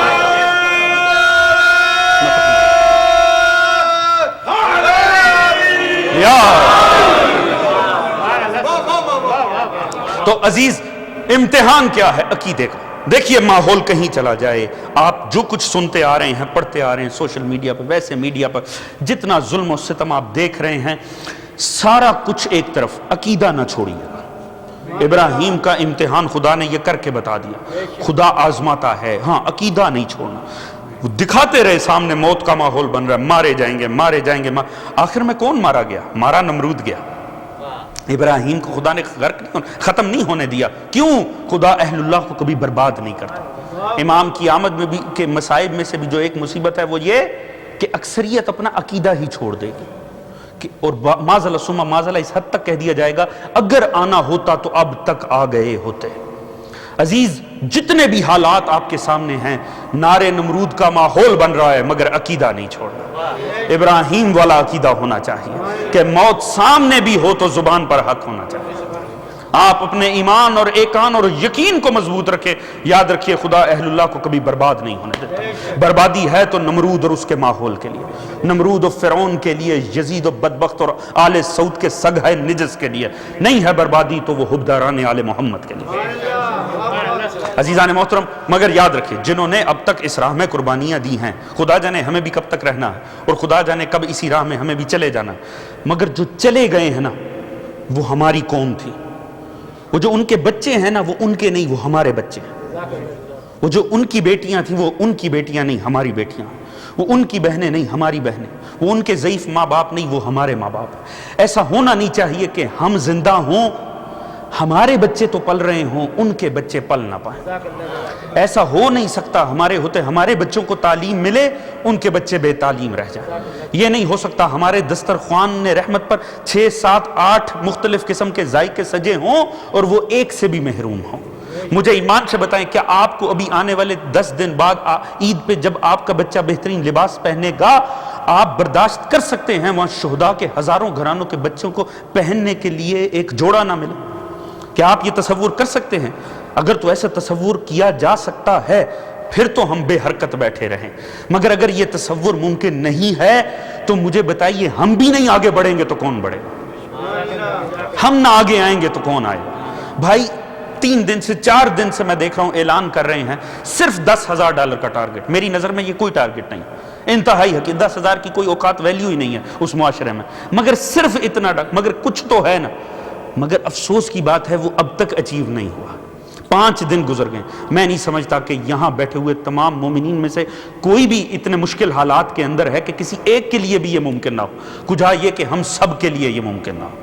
عزیز لہٰذا کوشش یہ ہونی چاہیے، سینٹر کے لیے بھی آپ سے التماس کی جا رہی ہے، دیکھیے جہاں رہنا ہے، جہاں نسلوں کو رکھنا ہے نا، وہاں جتنا پائیدار ہوں اتنا ہی بہتر۔ آپ نے دیکھ لیا اس ملک میں کیسے کیسے قوانین پاس ہو رہے ہیں، اور خدا جانے ابھی آگے کیا کیا ہونا ہے۔ لہٰذا اگر نسل کو یہاں پر پالنا ہے نا تو لازم ہے کہ جہاں ہم ہوں کم از کم ہمارے مراکز تو مضبوط ہوں۔ اور یہاں اس علاقے کی تو خوش قسمتی ہے، خدا نظر بد سے بچائے کہ الحمدللہ یہاں پہلے ہی خدا کا کرم ہے، مگر ہمیں اس میں مزید طاقت لانے کی ضرورت ہے۔ لہٰذا آگے بڑھیے اور لبیک کہیے، اور آپ صرف ایک انداز نہیں ہے، آپ لوگوں نے خمس نکالنا ہوتا ہے، آپ خمس سے آگے بڑھ کر مدد کر سکتے ہیں، اور شہداء کے لیے مال امام خمس آپ دونوں استعمال کر سکتے ہیں۔ اور یاد رکھیے آپ نے ابھی نہیں خمس نکالنا، آپ نے بعد میں نکالنا ہے، تو شرعی طور پہ آپ ابھی بھی جتنا اگر آپ کا اندازہ ہے کہ مخصوص اتنا ہوگا آپ ابھی ان کو دے سکتے ہیں، بعد میں جب آپ کی تاریخ آئے گی اس پہ سے آپ منہا کر لیجیے گا، اس میں سے نکال لیجیے گا۔ لہٰذا کوشش یہ کیجیے ایسا نہ ہو کہ عید آئے ہم تو یہاں پر ایک دوسرے کو گلے لگائیں، ہم تو بہترین لباس زیب تن کیے ہوں اور شہداء کے بچوں کے پاس ایسے میں کچھ ہونا. لہٰذا عزیز آگے بڑھیے. دیکھیے ہم اس امام کو رونے یہاں بیٹھے ہیں.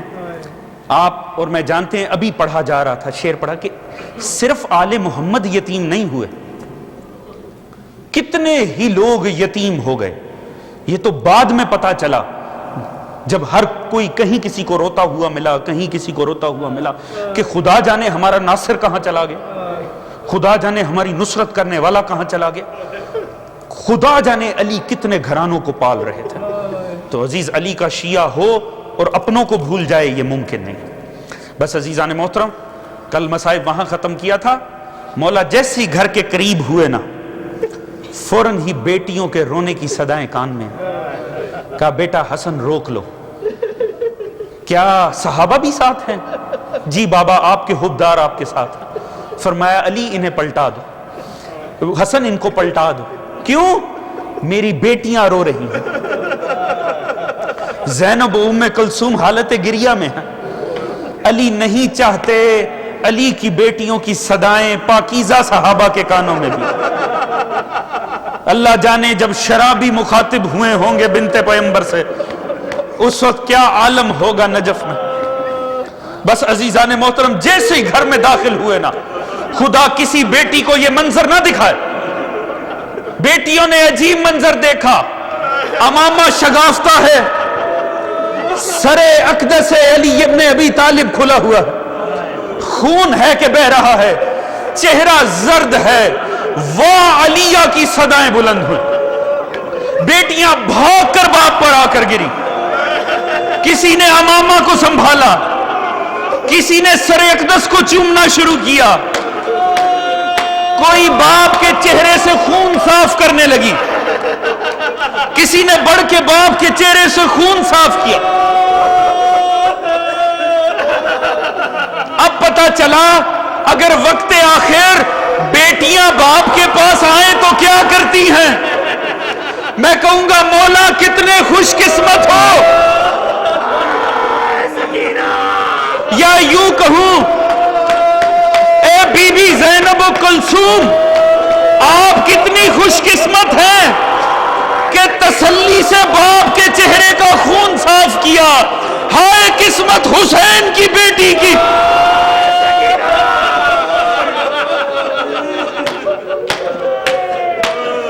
عزیزو،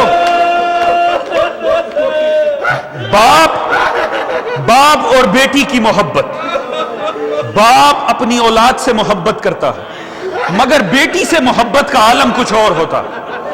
جناب علی کا جناب زینب سے پیار کیا تھا، یہ خدا ہی جانتا ہے یہ پیار کیا تھا. علماء نے جہاں کہا ہے نا بعض مصائب بعض روزوں پر نہیں پڑھنے، بتایا اکبر کا مصائب کوئی حسین کے حرم میں نہ پڑے، کوئی عباس کے حرم میں جا کر سکینہ کی پیاس نہ پڑے. وہاں کہا کوئی نجف میں علی کے در پہ زینب کی اسیر ہی نہ پڑے. اللہ جانے زینب سے کتنا پیار تھا. اس کا ایک مظہر میں پیش کروں، صرف ایک مظہر، گریہ کے لیے میں ایک مظہر پیش کروں گا. دیکھیے مولا حسن کو زہر دیا گیا، جگر کے ٹکڑے ہو کر آئے. لاش اقدس کو لے جایا جا رہا تھا جنازہ بنا کر، تیروں برسائے گئے، جنازہ پلٹا. مولا کائنات کہیں نہ آئے. جناب زہرا نے زینب کے ساتھ مل کے بیٹے کے جنازے کو وصول. مولا علی نہیں آئے، مولا حسین مدینے سے نکلے. جناب زینب نے جگہ جگہ کہا بھیا مجھے ماں زہرا کے رونے کی صدا آتی. 2 محرم کربلا میں پہنچے، جناب زینب آ گئی خیام حسینی میں، کہا بھیا حسین مجھے ماں زہرا کے رونے کی صدا آ رہی. کہا بہن ہماری ماں ہمارے استقبال کے لیے پہلے سے آ چکی. مولا علی نہیں آئے. شب عاشور مولا حسین آئے، صحابی کو روک دیا، خود نشیب میں گئے، پلٹ کر آئے. کہا مولا کون تھا؟ کہا میری ماں وہاں موجود تھی جہاں مجھے ذوالجناح سے گرنا ہے. مولا علی نہیں آئے. عزیز کہیں مولا نہیں آئے. بیٹوں کے جتنے مصائب تھے مولا نہیں آئے، یہاں شام غریبہ آئی، زینب نے کہا نہ دے علی، مولا نجف چھوڑ کر زینب کے پاس۔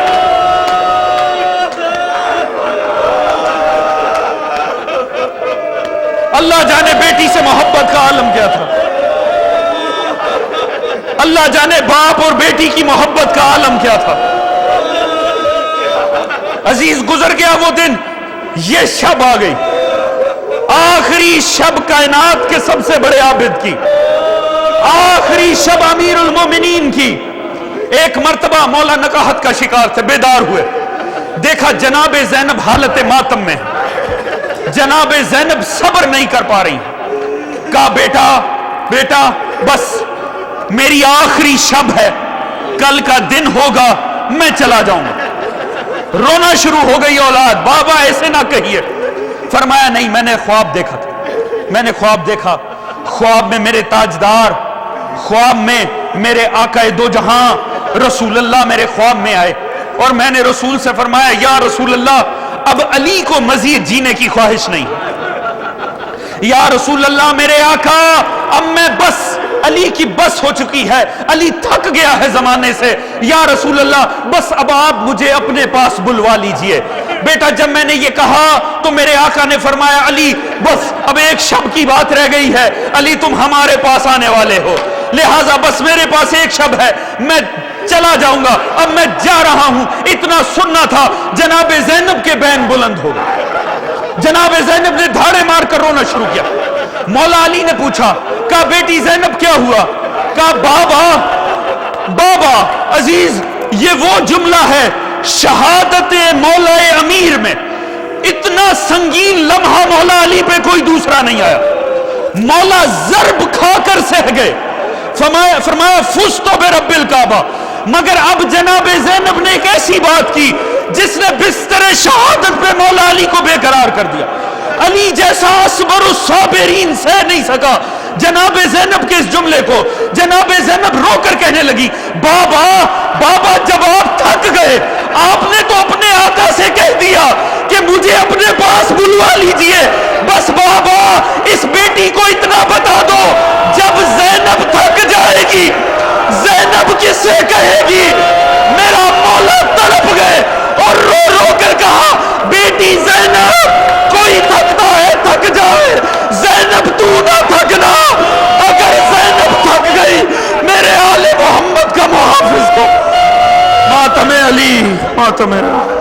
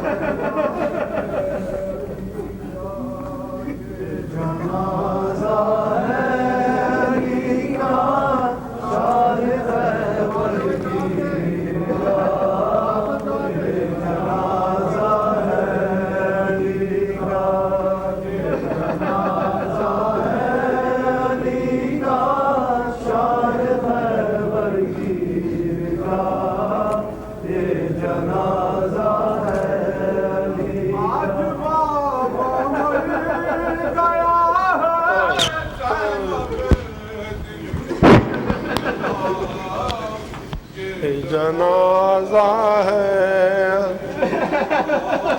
یہ جنازہ ہے علی کا شاہ خیبر گیر کا، یہ جنازہ ہے علی کا۔ آج بابا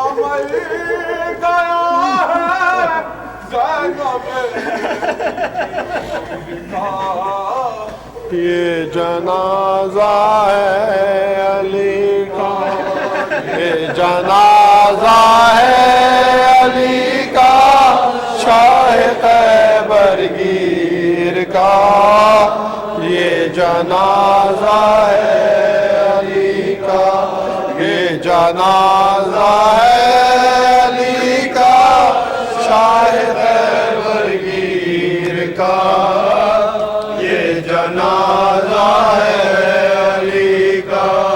آج بابا مر گیا ہے شبر و شبیر کا، یہ جنازہ ہے علی کا، یہ جنازہ ہے علی کا، شاہ خیبر گیر کا، یہ جنازہ ہے علی کا، یہ جنازہ ہے علی کا، شاہ خیبر گیر کا، یہ جنازہ ہے علی کا، یہ جنازہ ہے علی کا، شاہ خیبر گیر کا، لائٹ بند کر، لائٹ بند کر۔ آج بابا مر گیا ہے شبر و شبیر کا، یہ جنازہ ہے علی کا، یہ جنازہ ہے علی کا، شاہ خیبر گیر کا، یہ جنازہ ہے علی کا۔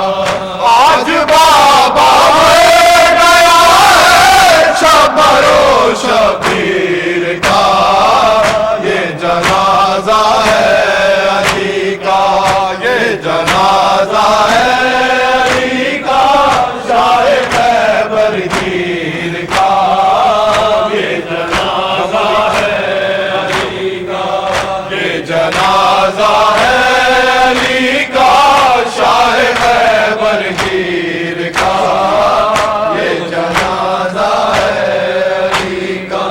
غم علی کی بیٹیوں کے پھر سے تازہ ہو گئے، پھر سے تازہ ہو گئے، غم علی کی بیٹیوں کے پھر سے تازہ ہو گئے، پھر سے تازہ ہو گئے۔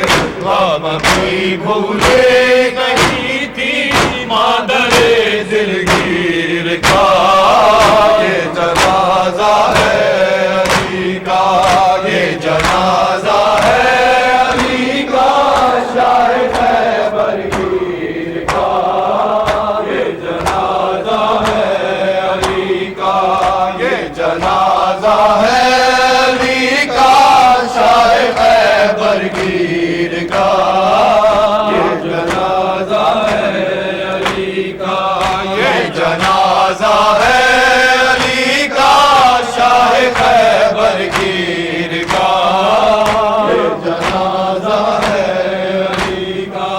باپ کی میت سے زینب ٹال پٹنا بار بار، ٹال پٹنا بار بار، میت سے زینب ٹال پٹنا بار بار، ٹال پٹنا بار بار، دل ہلا دیتا ہے رونا شاہ کی ہمشیر کا، یہ جنازہ ہے علی کا، یہ جنازہ ہے علی کا، شاہ خیبر گیر کا، یہ جنازہ ہے علی کا، یہ جنازہ ہے علی کا، شاہ خیبر گیر کا، یہ جنازہ ہے علی کا۔ یہ بابا مر گیا ہے شبر و شبیر کا، یہ جنازہ ہے علی کا، یہ جنازہ ہے علی کا، شاہ خیبر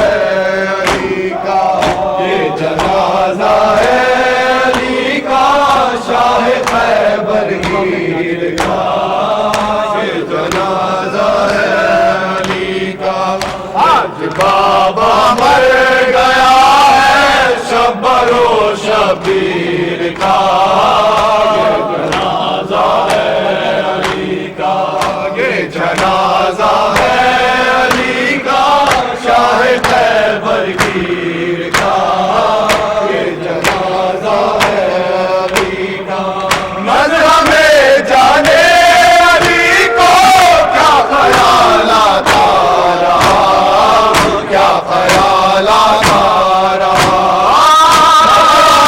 جانے علی کو کیا خیالات آ رہا کیا خیالات آ رہا منہ کبھی زینب کا دیکھا اور کبھی شبیر کا یہ جنازہ ہے علی کا یہ جنازہ ہے علی کا شاہ خیبر گیر کا یہ جنازہ ہے علی کا یہ جنازہ ہے علی کا شاہ خیبر گیر کا یہ جنازہ ہے علی کا آج بابا مر گیا ہے شبر و شبیر کا یہ جنازہ ہے علی کا باپ کی میاں سے زیادہ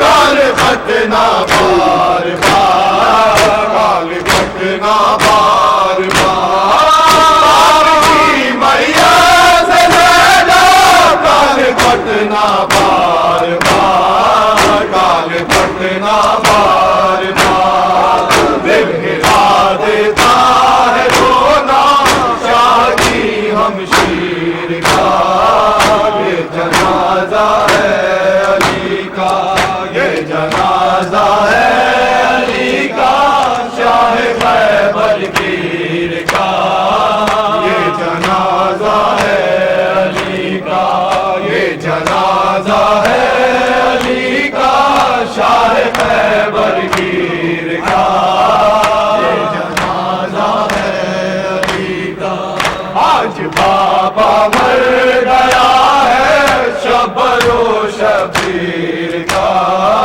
یہ جنازہ ہے علی کا نظر ہمیں جانے علی کو کیا خیالات آ رہا کیا خیالات آ رہا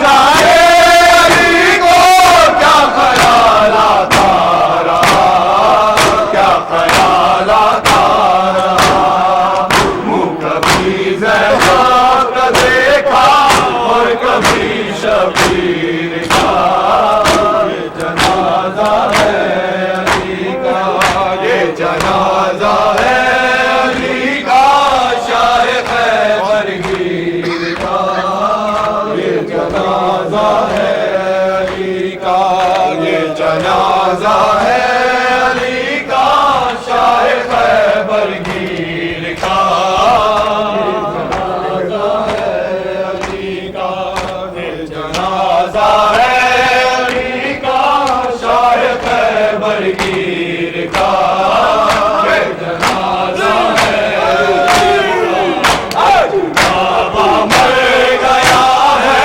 شبر و شبیر کا یہ جنازہ ہے علی کا یہ جنازہ ہے علی کا شاہ خیبر گیر کا یہ جنازہ ہے علی کا مومنو ہے در کرار کا ماتم کر لو مومنو ہے در کرار کا ماتم کر لو مومنو ہے در کرار کا ماتم کر لو مومنو ہے در کرار کا ماتم کر لو مومنو ہے در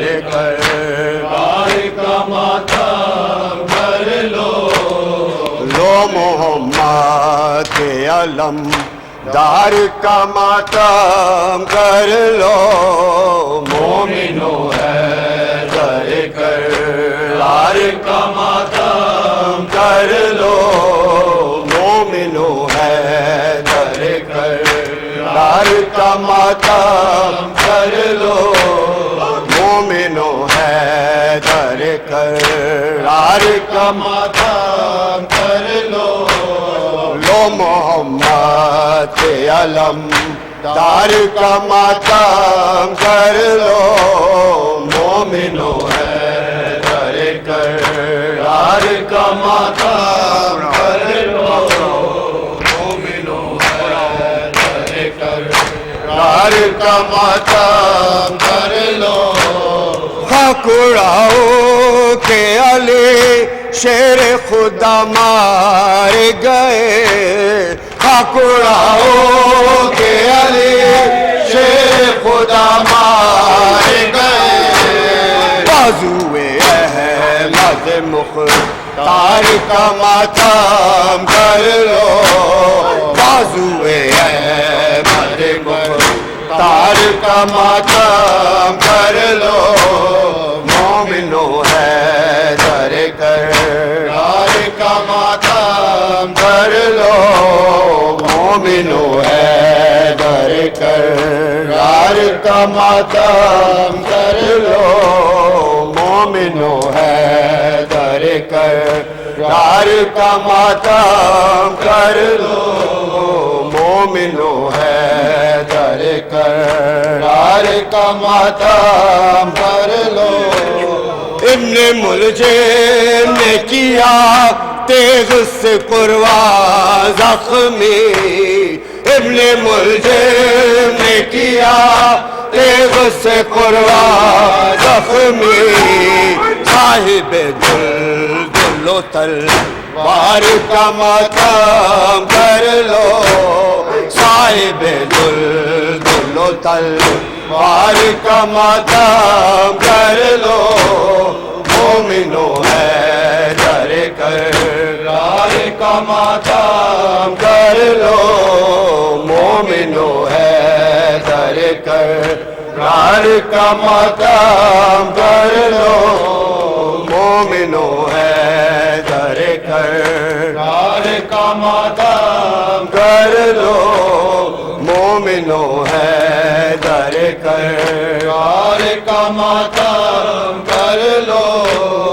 اپنے قاتل کو دیا جس نے کہ جام شیری اپنے قاتل کو دیا جس نے کہ جام شیری کوثری جام کے مختار کا ماتم کر لو کوثری جام کے مختار کا ماتم کر لو مومنو حیدر کرار کا ماتم کر لو مومنو حیدر کرار کا ماتم کر لو مومنو حیدر کرار کا ماتم کر لو مومنو حیدر کرار کا ماتم کر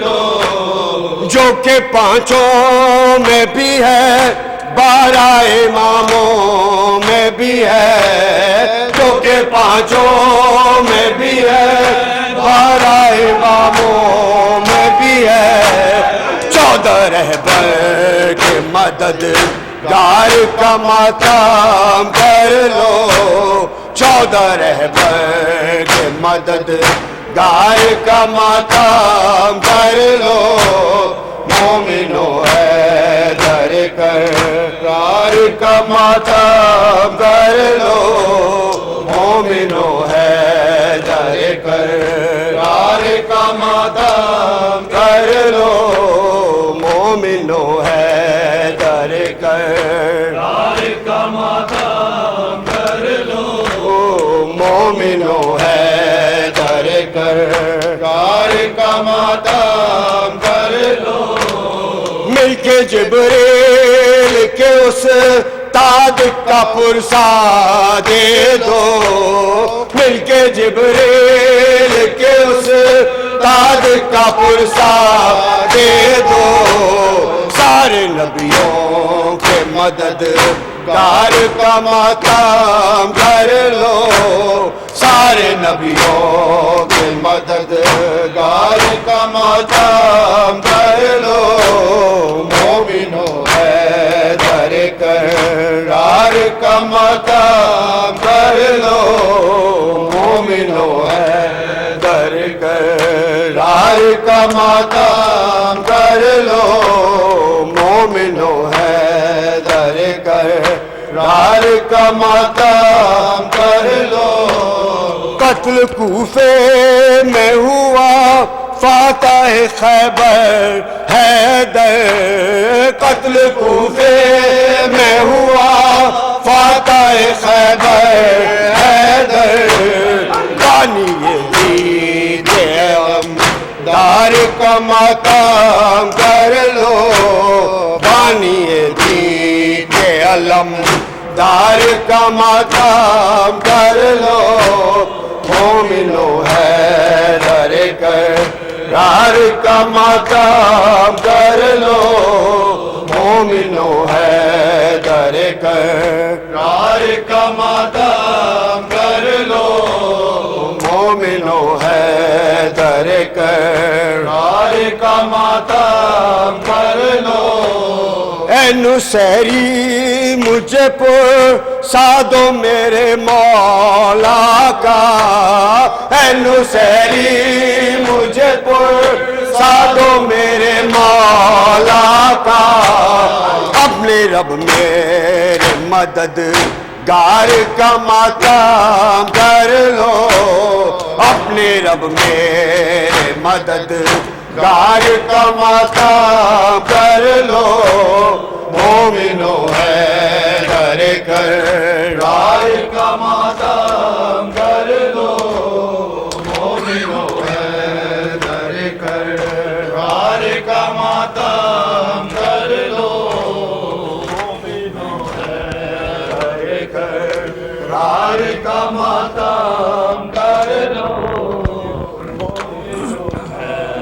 علی مولا حیدر مولا علی مولا حیدر مولا علی مولا حیدر مولا علی مولا حیدر مولا علی مولا حیدر مولا علی مولا حیدر مولا علی مولا حیدر مولا علی مولا حیدر مولا علی مولا حیدر مولا علی مولا حیدر مولا علی مولا حیدر مولا کوئی جنازہ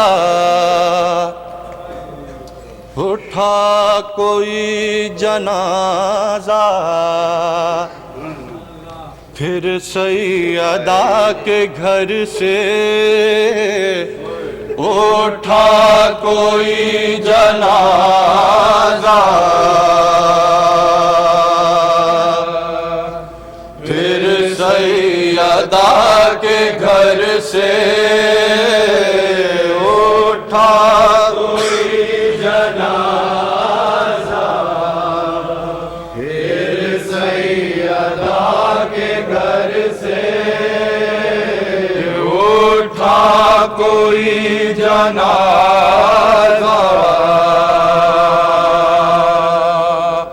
پھر سیدہ کے گھر سے اٹھا کوئی جنازہ پھر سیدہ کے گھر سے